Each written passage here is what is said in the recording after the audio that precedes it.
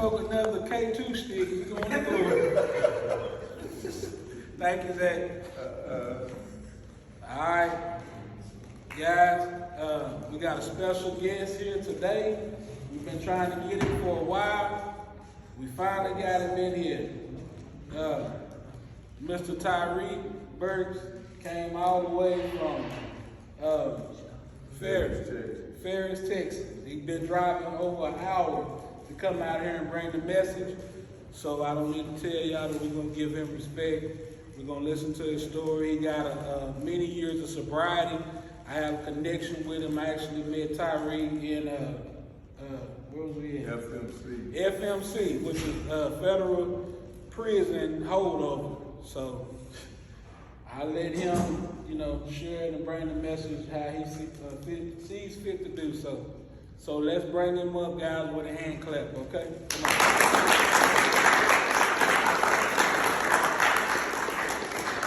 Brother, you got it. I'm Tyree, I'm an alcoholic addict. Hi, Tyree. Let's begin this meeting with a moment of silence, followed by the serenity prayer, or we can invite God into the room.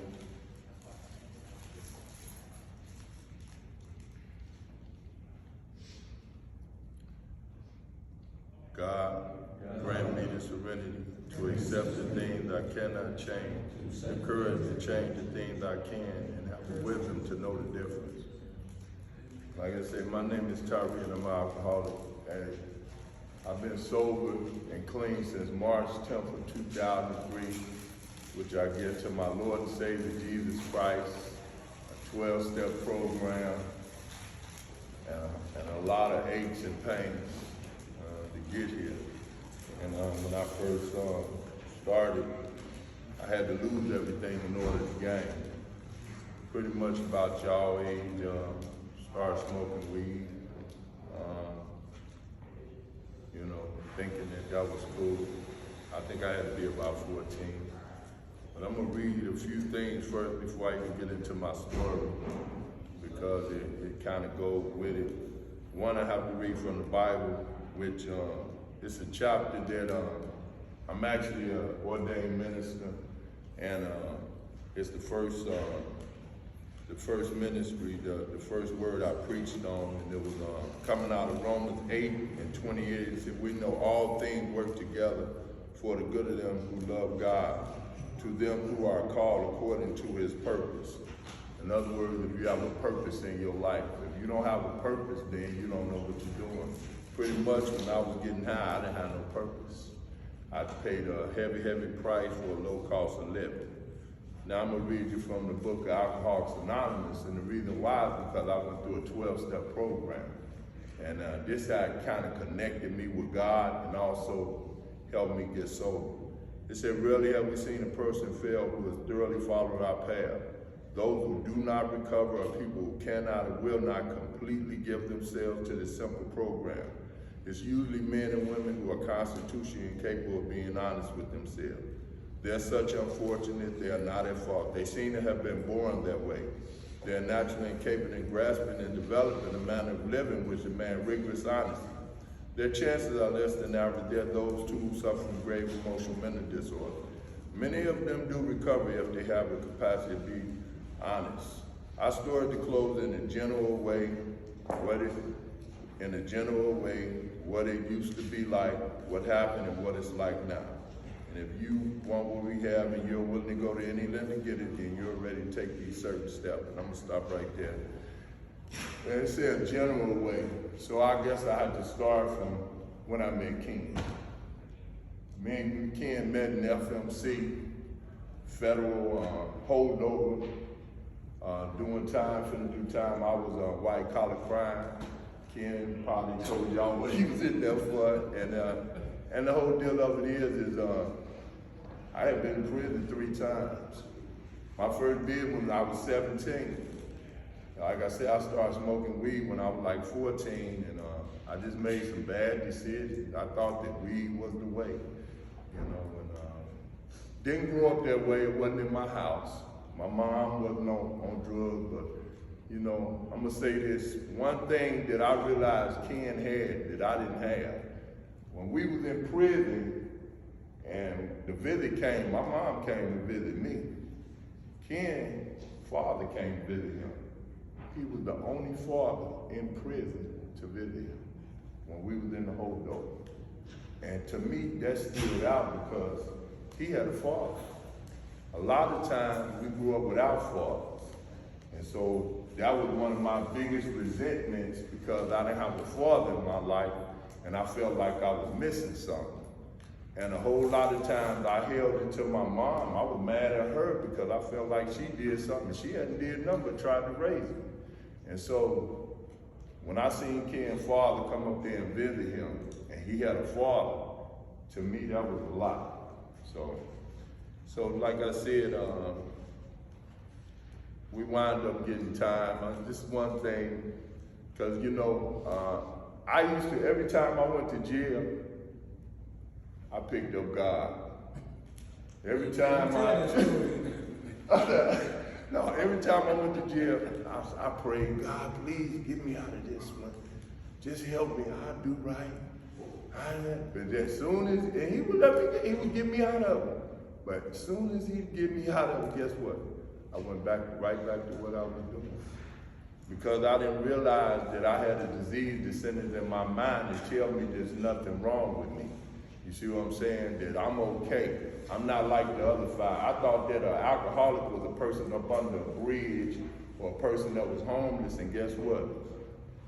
Before it was all over, I was one step away from a bridge and I've been homeless. So all that stuff that I thought that couldn't happen to me, it happened to me. I lost my kids to CPS, pretty much, you know, and it took, sometimes it take what it takes for you to realize that guess what, you need to try to figure out why you're doing what you're doing. Because I didn't understand. I thought that drinking and drugging was normal. You know, and 20 years ago when I was in the dope house and I was looking at this lady get these, I didn't know it was kids in there. She would feed them money through the dope. And I had been in the house for 3 days. And for the first time in my life, I looked up and I said, this is not normal. Like normal people don't live like this. But alcohol and drugs will take you to a level that guess what? There's no return. And the whole deal of it is I crossed the line that I didn't even know I crossed. You know, when I first started off using weed and alcohol, then it went on pills, and from there to cocaine, then from there to crack. Then anything that I could even get my mind on or even do just to get high. Just to get high. And the stuff they got now, I'm glad I'm playing. Because they're K2. I work at Dallas Behavioral Health Hospital. I'm a behavior specialist. I work with PDs, kids, adolescents, and what's the name. And most adolescents come in there, they using K2, and guess what? Some of them ain't getting their mind back. I'm just saying. They ziggity boom, talking to themselves, laughing out loud, and they not getting their mind back, and guess what? Medicine is not the cure. A lot of time when it comes to adolescents, y'all have behavioral problems. See, because I had behavioral problems. I didn't want to do what my mama told me because I thought I knew what I was talking about. Mama, you don't know what you're talking about. I thought that was square because she was telling me to go to school and get an education. That didn't fit right in my category. So I went my way, which was, guess what, the streets.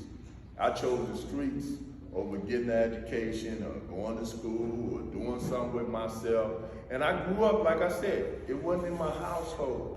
My environment, I come from Chicago, Illinois, from the south side of Chicago. I grew up around gangs, in gangs, and I grew up in all of that environment. And the whole deal of it is I thank God that I made it out.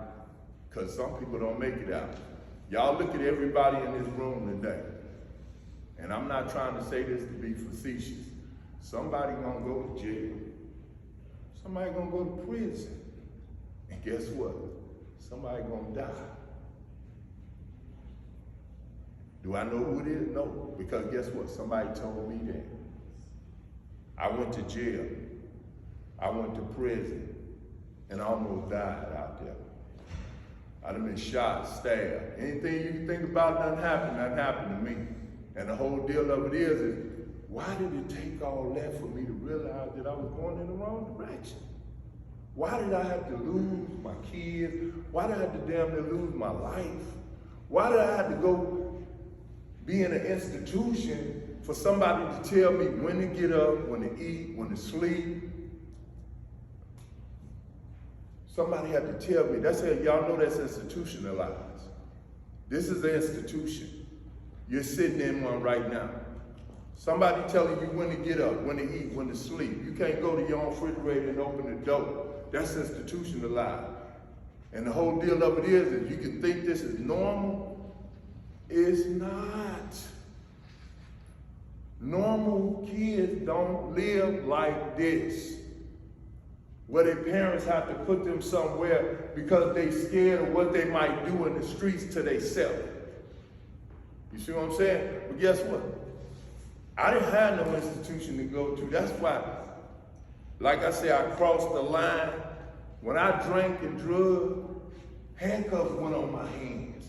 That was my institution. Then I went to jail. And from jail, I went to prison. At 17, I was headed to prison. 17 years old. I went to Detroit, Michigan, committed a crime, got down there with some people, and guess what? Went to prison. Stayed there about a year and a half, got out. Then I thought I was clear because I went in there and guess what? Prison ain't what you want. I'm just telling you. You can say you tough. I done seen the toughest guys when it's time to catch the chain. They walking slow, putting their stuff in the bag, and the man said, "Come on!" And they put them chains around your ankle and your legs, around you, and around here to get you ready to go to another somewhere that you don't even know what it's about. I went to El Reno, Oklahoma. Me and Ken, we made a pact. I'm gonna tell you something. Me and Ken got ordained in jail. And I was out there. I gotta tell the story, Ken. So we was big, Ken. We believed in Christ. We believed he died on the cross for our sin and everything. So we was running around. Ken was saying, if you give your life to Christ, you're going home. You're going home. Me and Ken became cellmates. Yeah. And one night in the cell, I told Ken, I said, Ken, why is you lying to them guys? We finna go do some time. God told me that. I said, God ain't told you that. We finna go do time, man. So Ken got the first sentencing. How many months you get, Ken? 120. 120 months. Ken came back there, and I was sitting on the outside of the cell with my foot on the wall. Ken, I said, what'd you get? 120. Boy, that night we was all there, oh, Jesus, help us. I said, what's 120 months? 10 years. 10 years. You see what I'm saying? And the whole deal about it. I was white collar crime. Mine was the least one, but the judge still didn't give me no grace. He said, well, you've been to prison so many times, sir. I don't think you're really rehabilitated. We're going to send you down. We're going to give you 33 months. But they put me in the drug program. They put me in drug. I had this the deal. I got clean and sober March 10, 2003. July 10, 2003, the federal government looking for me because I committed a crime in 1999. In other words, even when I was trying to get clean, I was still being institutionalized because I had to go serve jail. I had to go turn myself in. I had to do 18 months behind federal walls, 6 month halfway house, and a year on paper. That was in 05. I ain't seen the inside of the prison since then, y'all. But me and Ken made a pact, and we said, man, we're gonna do something different. Like when we get out, we're gonna help somebody. I could save you 15 years of misery. But the whole deal about it, you gonna do what you gonna do. Is it sad? Yes, it is. Because I thought I was the same kid. You can't tell me what to do. I know what I'm talking about. And guess what? I paid a heavy, heavy price for a low cost of living. We lost everything. Sometimes the alcoholic addict got to hit bottom before he realized that, guess what, that this is real. I had to lose everything. I think when I came to jail, I had 2 pair of shoes, 2 pair of pants. Me and Ken in there hardly could even get up enough for a couple of soups. He's sitting up in there with gold rimmed up. And I'm the addict. And Ken did what he did, but we both together with nothing. Only thing we had, guess what, was God. And that's when we made a commitment. We said, man, we're gonna do something different. Like, we're gonna go out there and we're gonna help society change this thing around. Because there's too many of us going to prison. 99% of people in this room right now, if you don't change, you head, I'm telling you, man, I went 4 times. And that 4th time, this is what I told them, because we was in a TV room. Everybody talking about what they gonna do when they get out and this and that. I asked these guys, I said, man, can y'all answer this question? I know how to go to prison. I know how to commit a crime. Can you tell me how to stay the hell out of here? Because I done been 4 times. Nobody could answer that. They used to always say this when I was leaving: you'll be back. I mean, I heard that stuff, but it was like a repeat because my behavior, my attitude hadn't changed.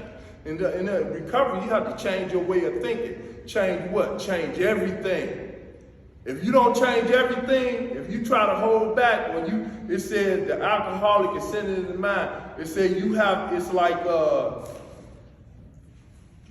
thought of drinking and drugging has to be smashed. In other words, I had to figure out how to stop drinking and drugging. And it started with these steps. Admitting, first of all, that guess what? That I was powerless over alcohol and drugs and my life was unmanageable. And then step 2, came to believe that a power greater than me could restore me to sanity. I was crazy, y'all. That's why I work in an institution today and I fit right in. Because guess what? To me, going to prison, doing drugs, losing everything over and over again, to me that's insanity.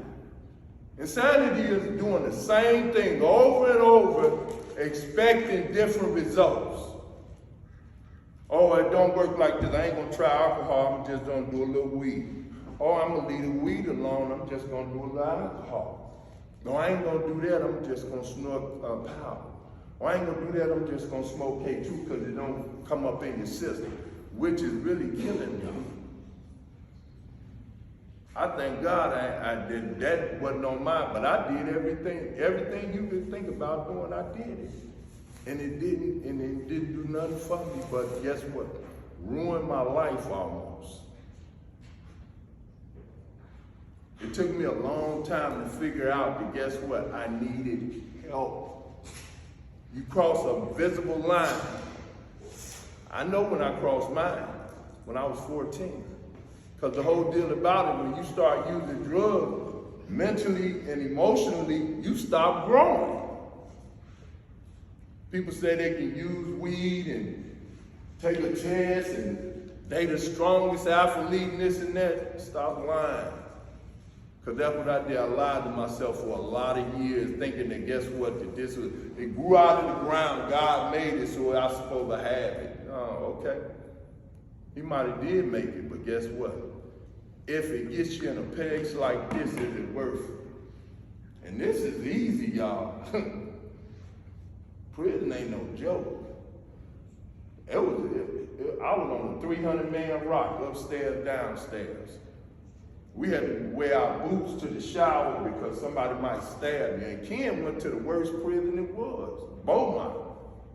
That was the worst one. When he went to that one, I was like, man, and I was in a medium high. Before I left, they killed the man and put him up in the TV room and act like he was looking at TV. I'm just telling y'all, do you think you really want what you want, man?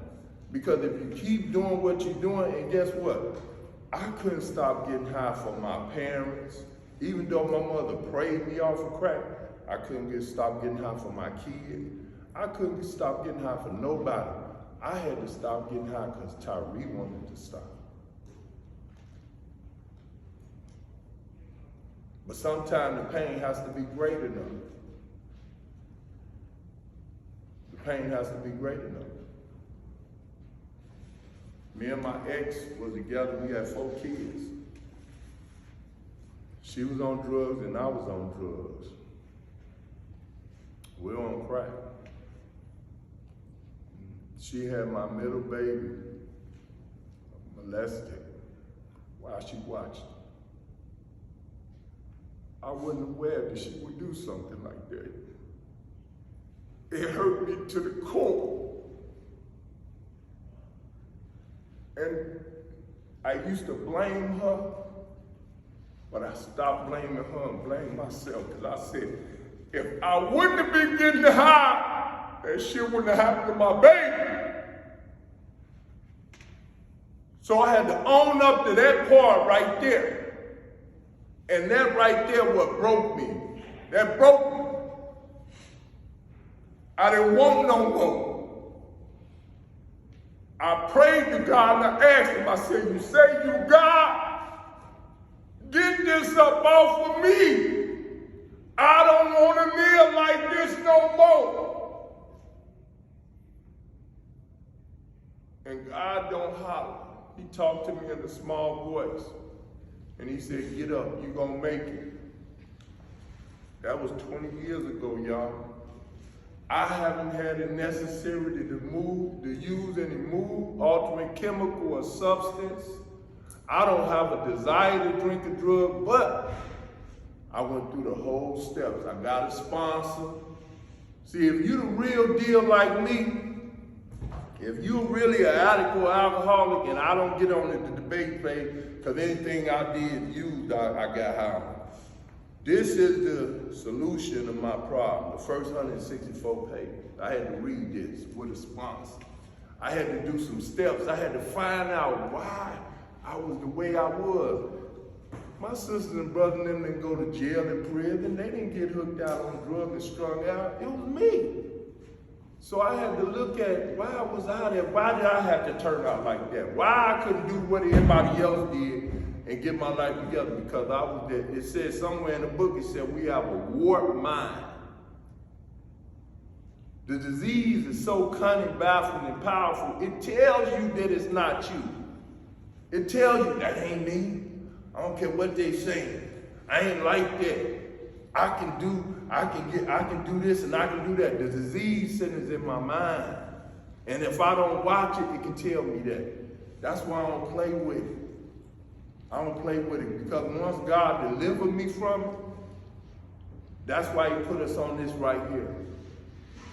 This is ordained. God already done did this. He done set this up way before. I supposed to have been came down there and talked. Ken noticed, but I be busy just like Ken be busy. I work 2 jobs. I've been working 2 jobs since I come out of prison. And why do I do that? Keep me out of my head. And then I work in a facility, but I work with adults, kids, peds. I work with in a psych ward. And I fit in because guess what? I see the disease in the people. I see it, and so I can relate to how they feel. This don't come out no book. This is something that I done been through. Me and Ken done been through this. We talk about life stories, what we done been through. I'm a full-time fellow. There's no way I'm supposed to be where I'm at today. I used to be institutionalized. Now we run institutions. What people used to tell us when to get up, when to go eat, when to sleep.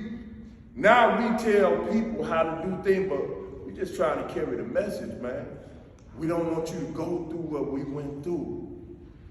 You might not make it. You might not, it ain't about how tough you is. I'm telling you, y'all, it's not. Because when them doors break and them doors lock, it don't mean nothing. I don't care how tough. I done seen the toughest one balled up.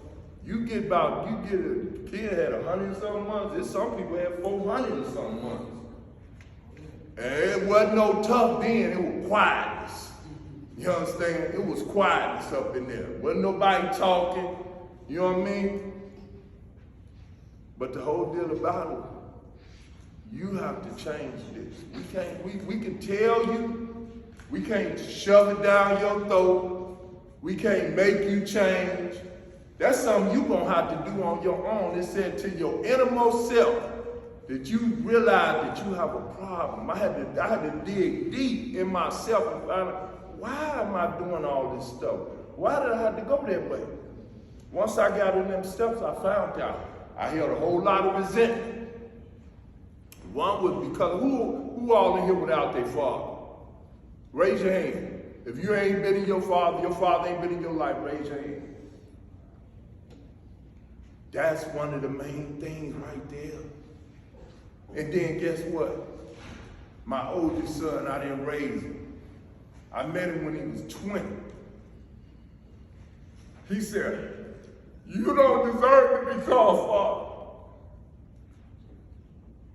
We have a relationship today because of God, these steps, and me listening to why he was mad. Why wasn't I there?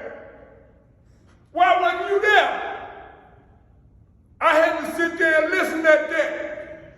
I couldn't say it was this reason and that reason. I had to guess what? Son, I was messed up. It's no excuse. It's no excuse. But I gave him that. And all my other kids too. All my other kids, I gave them that.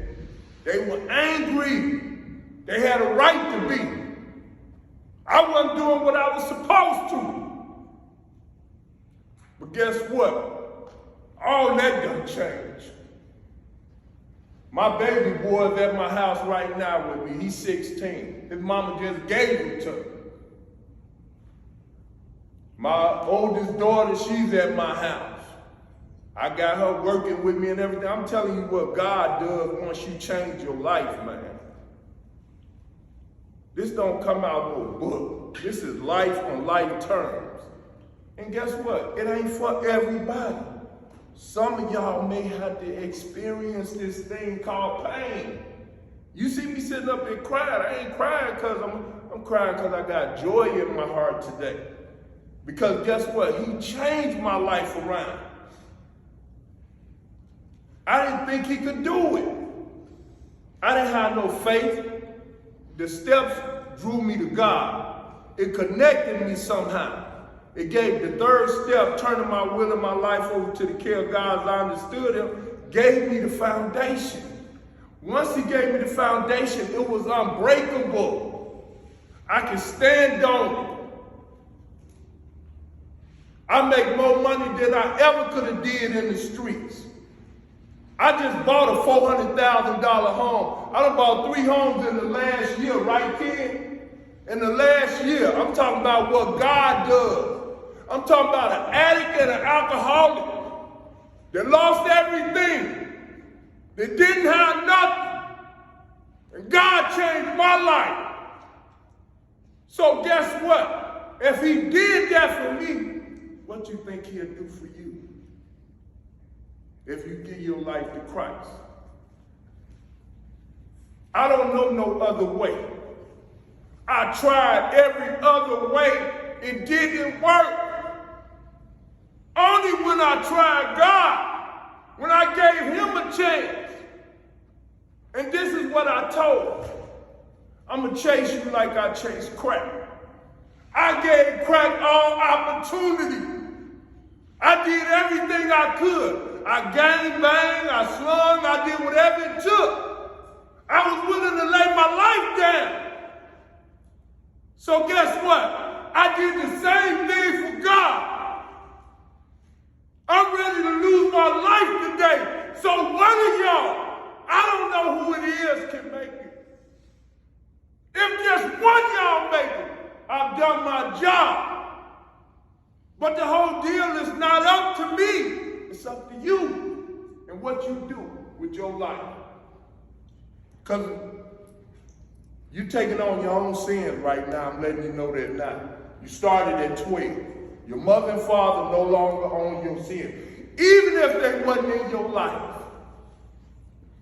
Everything you do from here on out, it belongs to you. It don't belong to nobody else.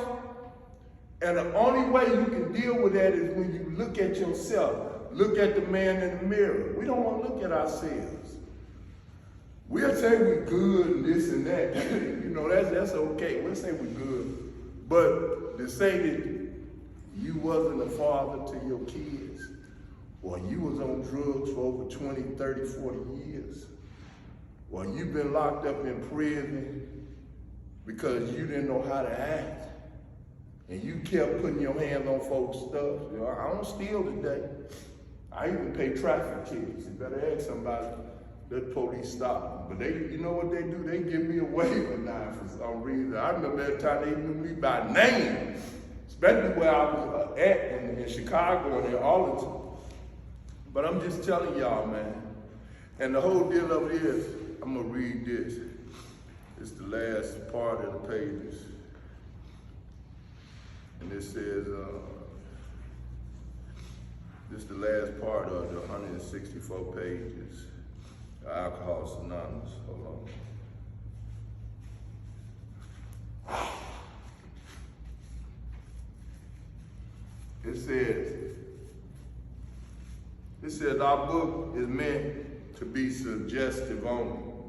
We realize that we know little. God will constantly disclose more to you and to us. Ask him in your morning meditation what you can do to each day for the man who is still sick. The answer will come if your own house is in order. But obviously, you cannot transmit something you haven't got. See to it that your relationship with him is right and great events will come to pass for the countless others. This is the great fact for us. Abandon yourself to God and understand God and admit your faults to him and to your fellow. Clear away the wreckage of your past and give freely what you find and join us. We will be with you in the sunlight of the Spirit. Fellowship surely will meet you and you will trudge this road of happy destiny. May God bless you and keep you until the end. I mean, you know, the thing of it is recovery is it's about truth. And it has nothing to do with nobody but you. It's not by mistake or coincidence that you in this building. It ain't by accident. I mean, you know, I wish I would have went somewhere like this when I was younger. I wish they would have had something like this going on when I was growing up, but they didn't though. You know what I'm saying? And the whole deal of it is, take advantage of what you got, man. You only got one life. Take advantage of it. Do something that's gonna help you in the long run. And not just you, your family. Thank you.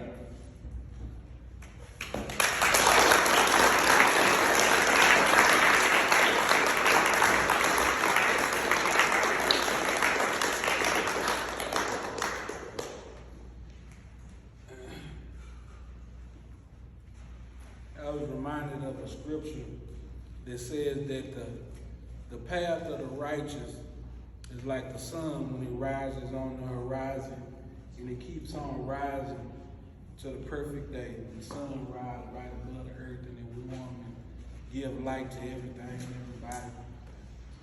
We thank God for Tyree. That's a very powerful, compelling story, man. I like the word he said it more than once. He said, this don't come out of no book. And we are educated here. You know, I got a degree in preaching and as a doctor, almost a doctor. You know, Sherrod got several degrees. Some of these other guys are counselors and therapists. They're doing their practicum. You know, but you know, God will meet you where you are at, and He will teach you. You know what I'm saying? And it ain't no class that you can take. And some of the things that we are going through and have gone through are based on real life, man. So, with that being said, man, I want to open up the floor for questions for Mr. Tyree. Anybody got any questions for him? You can ask him right there. Just don't, call your name out, whatever, or use a reference to another person's name. Anybody got any questions for him? Now's the time. Take advantage of it.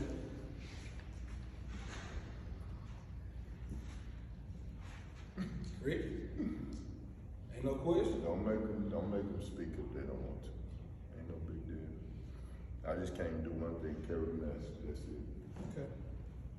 Yeah. All right. It's 4:40.